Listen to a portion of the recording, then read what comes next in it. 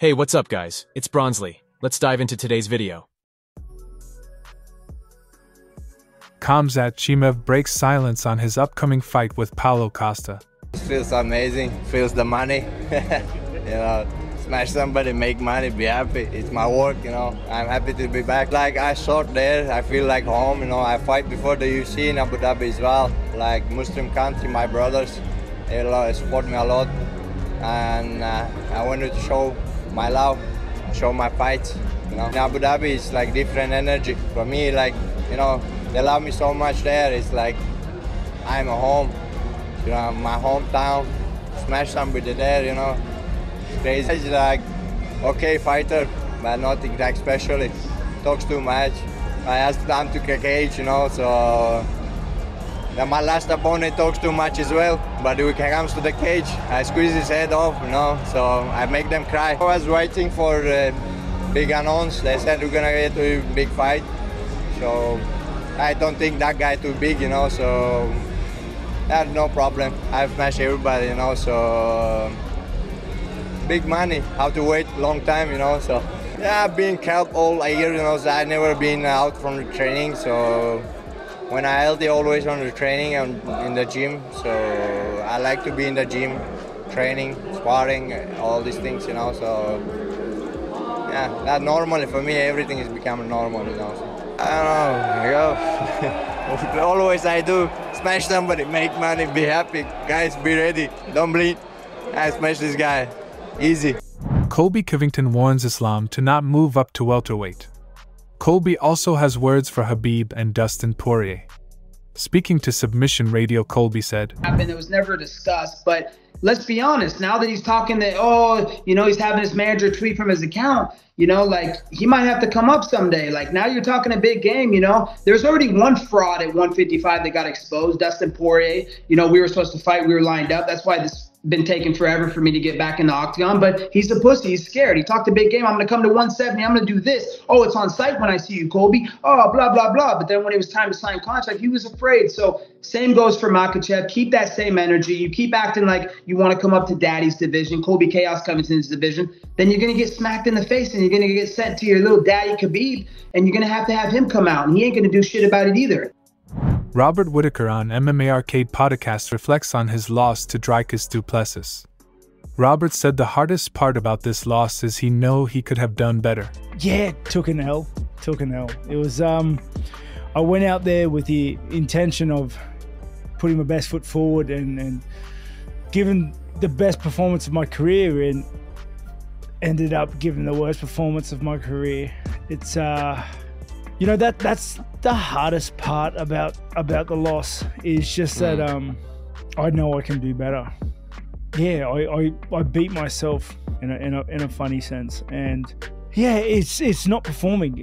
And a lot of the other athletes and a lot of the other fighters will tell you about it, and they'll talk to you about it, and they say, when we're asked a question, are you scared? No, it's never fear of my opponent or fear of getting beaten up, fear of getting hurt. It's fear of failing to perform.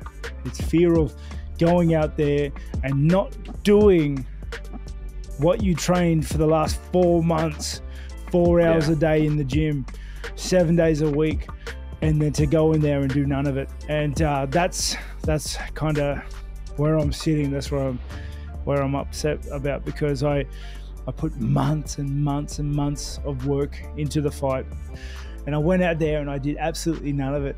Like absolutely none of it. The work just went out the window, and that was that's the most upsetting part, because not only did I lose, losing one part, but I didn't do anything I worked on. This isn't taking anything away from Dricus, because Dricus, he trained, he showed up ready to fight, and he fought, he turned up. And that's half of the fight, isn't it? And I didn't. It's a funny job to not turn up in, mate. Like, let me tell you, it's I do believe that this was the kick in the ass I needed to really take me to that next level. It helped me align a few of my goals, and like goals of titles and winning and beating Izzy and now Dricus. I want to finish my career never losing again. I want to finish my career undefeated from this point. And there is some things I want to address in my game. And mate, spending what was it since last fight? 10 months, 11 months between fights, putting all that work in, and then to get to center stage and not do any of it was like really disappointing for me. Like really disappointing for me. Francis Ngannou meet up with Real Madrid stars in California.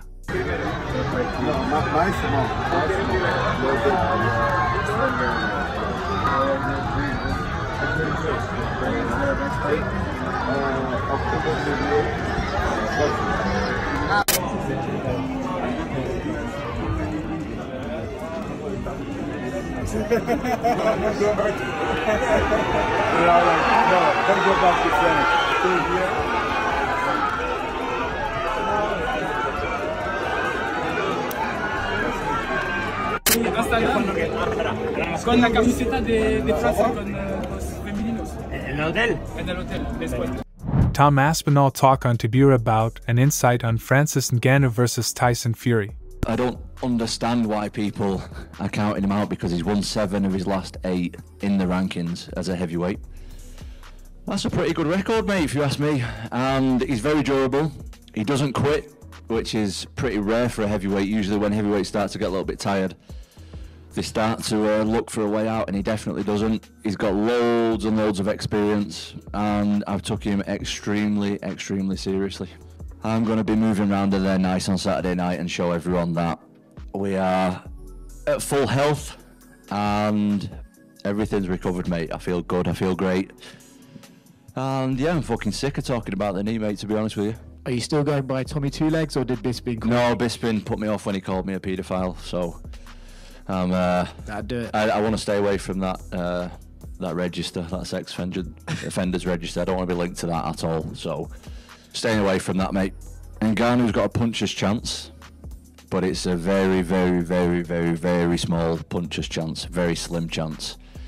As someone who has sparred Tyson a lot and seen Tyson up close sparring a lot and seen him fight up close, I think that someone with the inexperience of someone like Francis Ngannou, it's going to be really tough. Obviously, he punches like an absolute truck, and if you put Francis Ngannou in there with anybody and tell him that he's allowed to punch him, he's got a chance against anybody. But Tyson Fury is a master of what he does, and it's going to be a tough night for Ngannou, I think. And that's a wrap for this video. Don't forget to like and subscribe for more MMA news. We'll see you in the next one.